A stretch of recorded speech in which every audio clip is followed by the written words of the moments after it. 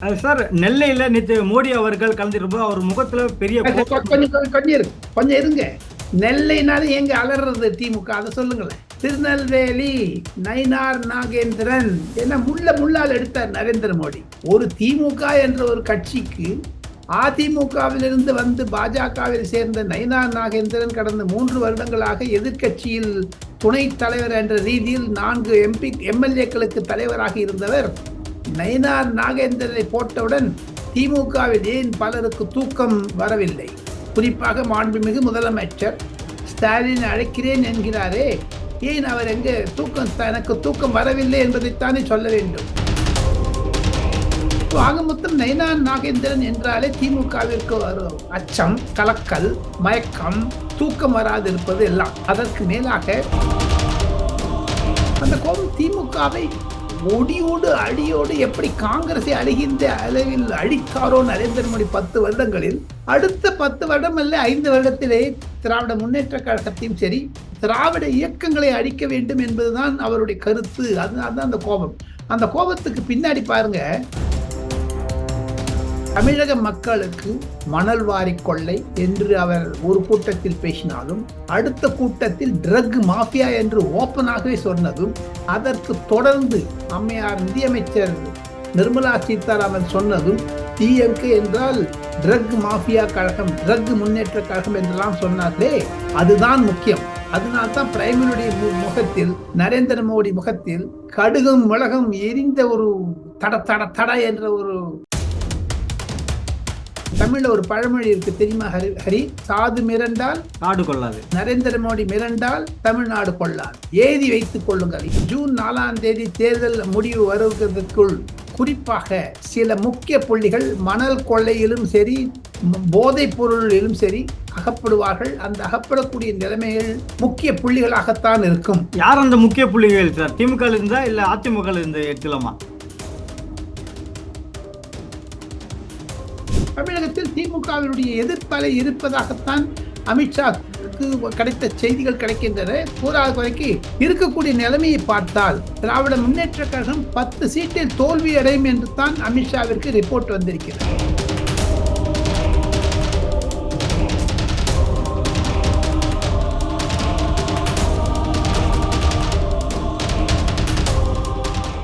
Real one voice நேயர்களுக்கு வணக்கம். இன்றைய நேர்காணலுக்காக நம்மோடு இணைகிறார் டெல்லியிலிருந்து மூத்த பத்திரிகையாளர் திரு ராஜகோபாலன் அவர்கள்.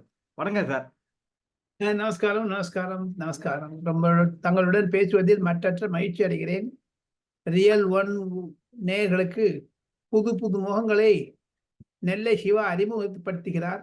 முதலாக ஹரி என்பவர் என்னுடன் பேசுகிறார். ஹரி, தங்களுடைய இளமைக்கு பாராட்டு, என்னுடைய முதுமைக்கு நானே பாராட்டு தெரிவித்துக் கொள்கிறேன். ஆக மொத்தம் இருவரும் பேசிக்கொள்வதில் சில கருத்துகள் வரும். அதில் நெல்லை சிவா போன்றவர்களுடைய வாசகர்களும் சரி நேயர்களும் சரி, தங்களுடைய வாசகர் நேயர்கள் எல்லாம் பிரமிப்பிக்க அளவிற்கு, அதிர்ச்சி அளவிற்கு இந்த வீடியோ இருக்க போகிறது.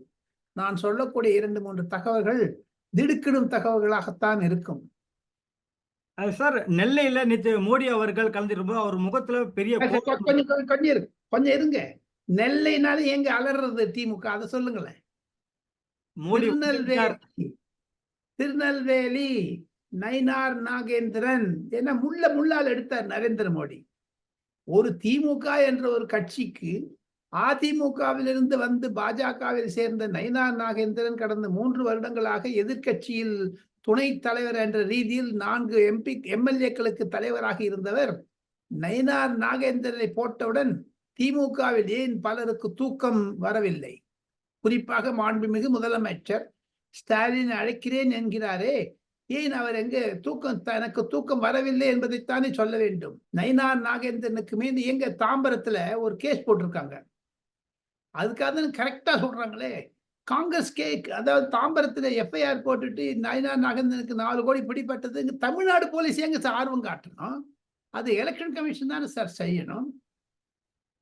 அது எலெக்ஷன் கமிஷன் பிரச்சனையா அல்லது இது ஒரு கிரிமினல் ரெக்கார்டா? சொல்லுங்களேன் பார்ப்போம்.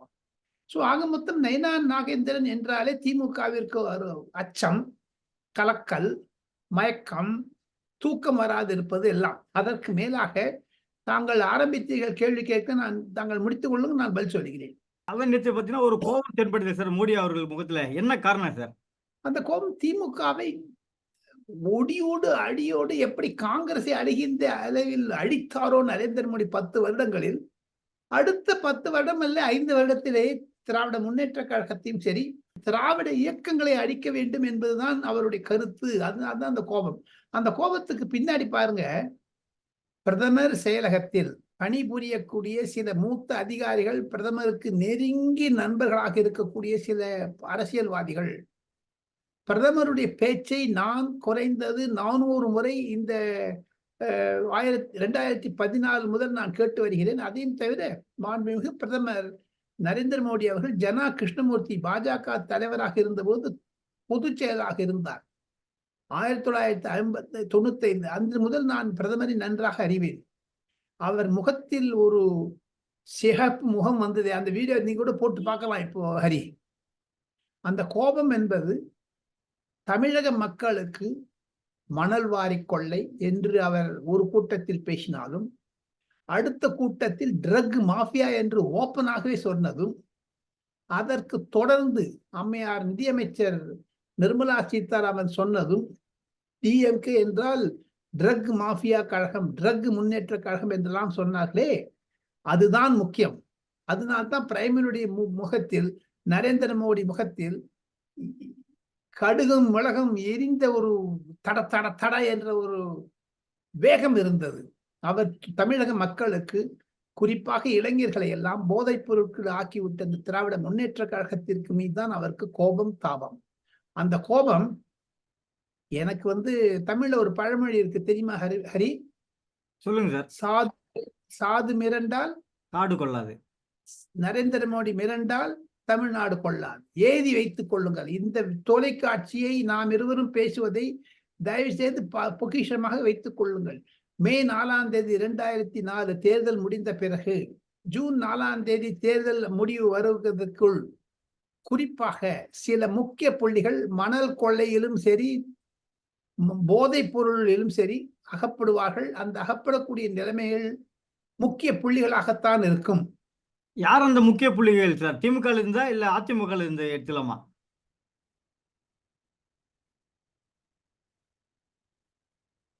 அது சட்டத்தின் லீலைகள். அது வேலூர்ல இருந்து எடுத்துக்கலாமா? அந்த முக்கிய புள்ளி வேலூர் சேர்ந்தவர்னு எடுத்துக்கலாமா இல்ல எப்படி சார்? அவரே சொல்லியிருக்காரு, என்ன கைது செய்ய போறாங்கன்னு. நம்ம ஏன் பேசணும்? வேறொன்னு அவரே சொல்றாரு. எங்க அப்பா குதிரைக்குள்ள இல்லைன்னு அவரே, அரவிந்த் கெஜ்ரிவால் மாதிரி அவரே வாயில அடிச்சுக்கிறாரு. கூடிய விரைவில் என்னை கைது, இந்த 10 நாள் அரெஸ்ட் பண்ணாங்களா? அவங்களும் பார்த்தாங்க. அரெஸ்ட் பண்ணமான ஒரு சிம்பத்தி வரும், அனுதாபம் வரும்னுட்டு. தேர்தல் முடிஞ்ச அப்புறம் அரெஸ்ட் பண்ணாங்கன்னா எல்லாம் சந்தோஷப்படுவாங்க, கை தட்டுவாங்க. ஆனா அப்படி கை தட்டினா கூட சில மாநில கட்சிகள், பணம் அதிகமாக வைத்திருக்கக்கூடிய, ஆட்சியில் இருக்கக்கூடிய சில மாநில கட்சிகள், இந்தியா கூட்டணியில் இருக்கக்கூடிய கட்சிகள், காங்கிரசிற்கு வட இந்தியாவில் தேர்தல் பிரச்சாரத்திற்காக பணம் தலைவர்கள், காங்கிரசிற்கு பணம் இல்லை. காரணம், காங்கிரஸ் பணம் முடக்கப்பட்டது. அந்த விஷயத்தில் பார்த்தால் தென்னிந்தியாவில் இருக்கக்கூடிய 2 முக்கிய கட்சிகள், மாநில கட்சிகள், அகில இந்திய அளவில் காங்கிரசிற்கு பணம் கொடுப்பதை இந்த ஆக்ஷன்ஸ் தடுக்கும். அது போதைப் பொருளாக இருந்தாலும் சரி, மணல் கொள்ளையாக இருந்தாலும் சரி, 4ஆம் தேதி முதல் அடுத்த 4ஆம் தேதி வரை நடக்கக்கூடிய சம்பவங்கள் பல மாநிலங்களுக்கு பண பட்டுவாடா போவதை தடுத்து நிறுத்தும். தமிழக இறுதி கட்ட தேர்தல் நிலவரத்தை பற்றி அமித்ஷாக்கு ஒரு ரிப்போர்ட் போயிருக்கு. அதோட அப்டேட் என்ன சார்? தமிழகத்தில் திமுகவினுடைய எதிர்ப்பலை இருப்பதாகத்தான் அமித்ஷாவுக்கு கிடைத்த செய்திகள் கிடைக்கின்றன. கூறாத குறைக்கு இருக்கக்கூடிய நிலைமையை பார்த்தால் திராவிட முன்னேற்ற கழகம் 10 சீட்டில் தோல்வி அடையும் என்று தான் அமித்ஷாவிற்கு ரிப்போர்ட் வந்திருக்கிறது. அந்த 10 தொகுதி என்னென்ன தொகுதிகள் சார்? அடையாளம் காட்ட முடியுமா இப்போதைக்கு? இப்ப பாருங்க, 10 தொகுதிகள் என்று நாம் ஹேஷியங்களாக கூறக்கூடாது. அந்த ரிப்போர்ட்டில் கூடியிருப்பது கள நிலவரங்களைத்தான் குறிப்பிட்டிருக்கிறார்கள். அந்த திமுகவிற்கு எதிர்ப்பலை இருப்பது கண்டிப்பாக உணர்கிறார்கள். 3 விதத்தில் அவர்கள், குறிப்பாக அந்த தொகுதிகளை பற்றி அவர்கள் ரிப்போர்ட்டில் கொடுத்திருந்தாலும் நாம் அதை பற்றி விவாதிப்பது என்பது பத்திரிகை தர்மம் அல்ல. காரணம் என்ன என்று கேட்டால், அனைத்து பொது கட்சிகளும் நாட்டினுடைய சேவைக்கு இந்தியாவை காப்போங்கிறாரு மு.க. ஸ்டாலின். எங்க கும்மிடி பூண்டி தாண்டி அவர் வரமாட்டாரு. எடப்பாடி பழனிசாமி தமிழகத்தை காப்போங்கிறாரு. ஆக மொத்தம் எல்லாருமே காக்கிறதுக்கு தான் இருக்காங்க. தமிழகத்தை காப்போம்ங்கிறார் எடப்பாடியா இருந்தாலும் சரி. இப்ப பாரு மு.க. ஸ்டாலின் வட இந்திய தலைவர்களுக்கு ஆதரவாக, அகிலேஷ் யாதவாக, லாலு பிரசாத்துக்கு ஆதரவாக, உத்தவ் தாக்கரேக்கு ஆதரவாக, மம்தா பானர்ஜிக்கு ஆதரவாக மு.க. ஸ்டாலின் சுற்றுப்பயணம் செய்வாரா வட இந்தியாவில்? கேள்விக்குறி 1. அப்படி அது என்ன, இப்ப தமிழ்நாட்டிலே இந்தி கூட்டணி வரும் ஜனநாயகத்தை காக்க போறத தமிழ்நாட்டோட முடிச்சிடுவாரு மு.க. ஸ்டாலின். அப்படி வந்தாருன்னா சனாதன தர்மத்தை பற்றி கேள்வி கேட்பாரோ என்ற ஒரு அச்சத்தில் அவர் வரமாட்டார். இப்போ பாட்னாவில் இந்த இந்தி கூட்டணி சரி, மும்பையில் நடந்த இந்தி கூட்டணிக்கு சரி, நிருபர் கூட்டத்தில் அவர் அதாவது தங்காமல் உடனே வெளியே நடப்பு செய்தாரே அந்த நிதிஷ்குமாரை எதிர்த்து. அந்த நிதிஷ்குமார் இவரோடு அருகில் உட்கார்ந்தாரே இந்தி கூட்டணி. அவர் இப்ப எங்க இருக்காரு? நரேந்திர மோடியோடு தானே இருக்காருங்க ஹரி. இவங்க என்னது இந்தியா காக்க போறாங்க? ஃபர்ஸ்ட் ஆஃப் ஆல் இந்தி கூட்டணி காக்க முடியல, அவங்க பேரையே காத்துக்க முடியல. இவர் இந்தியாவை என்ன காக்க போறாரு? ஆக மொத்தம் அந்த 10 தொகுதிகளில் அடுத்த வீடியோவில் நாம் விஸ்தாரமாக விவாதிக்கலாம். தற்போதைய சூழல்ல பாஜக ஏற்கனவே ஒரு சில தொகுதிகள் ஜெயிக்கும் அப்படின்னு சொல்லியிருக்கீங்க. பாஜக வெற்றி வாய்ப்பு அதிகரிச்சிருக்கா? 5 தொகுதிகள் அவர் எதிர்பார்க்கிறார்கள் பாஜகவிற்கு மட்டும். பாஜக கூட்டணிக்கு 12 தொகுதிகள் எதிர்பார்க்கிறார்கள். அந்த 12 தொகுதி என்றால் அங்கு 10 தொகுதிகளில் திமுக தான் தோல்வி அடையும். ஆக மொத்தம் அமித்ஷாவிற்கு கிடைத்திருக்கக்கூடிய ரிப்போர்ட் நான் சொல்லுவதும் இணைந்து பார்த்தால் 10-12 தொகுதிகளில் திமுகவிற்கு தோல்வி கடம் இருக்கும். எந்த தொகுதி ஜெயிச்சாலும் சரி தோத்தாலும் சரி ஹரி, ரியல் ஒன் நேயர்களுக்கு நான் சொல்லிக் கொள்வது, யார் வெற்றி பெற்றாலும் சரி தோல்வி அடைந்தாலும் சரி 5000, 3000, 4000, 10,000 என்ற ஒரு வாக்குகளில் தான் வித்தியாசத்தில் வெற்றி பெறுவார்கள், தோல்வி அடைவார்களை தவிர 4 லட்சம் 5 லட்சம் கேஸ் எல்லாம் போயாச்சு. அதோ கதி. அந்த அந்த இடைவெளி குறைந்ததற்கு காரணம் கதிர் ஆனந்த், துரைமுருகன் மகன், தயாநிதி மாறன் சென்னையில், வேலூரில், இவங்கள 4 லட்சம் 5 லட்சம் சொன்னாங்களே. நீங்க எழுதி வச்சுங்க, துரைமுருகன் இந்த வாட்டி அவர் மகன் தோற்று விடுவார். 5000 வாக்குகளில் தோற்று விடுவார். தயாநிதி மாறன் வெற்றி பெற்றாலோ தோல்வி பெற்றாலோ 5000 வாக்குகள் தான். அதே மாதிரி அண்ணாமலை வெற்றி பெறுவார், 5000 வாக்குகள் தான் இருக்கும் வித்தியாசம். அவ்வளவு கடுமையான போட்டி தளத்தில் இருக்கிறது. அதைத்தான் அமித்ஷாவிற்கு மறைமுகமாக உளவுத்துறையினர் சொல்லி இருக்கிறார்கள். போட்டி 10 திமுக தோல்வி அடையும் என்று. நடப்பு அரசியல் குறித்து பல்வேறு கருத்துக்களை பகிர்ந்தமைக்கு மிக்க நன்றி சார். நன்றி.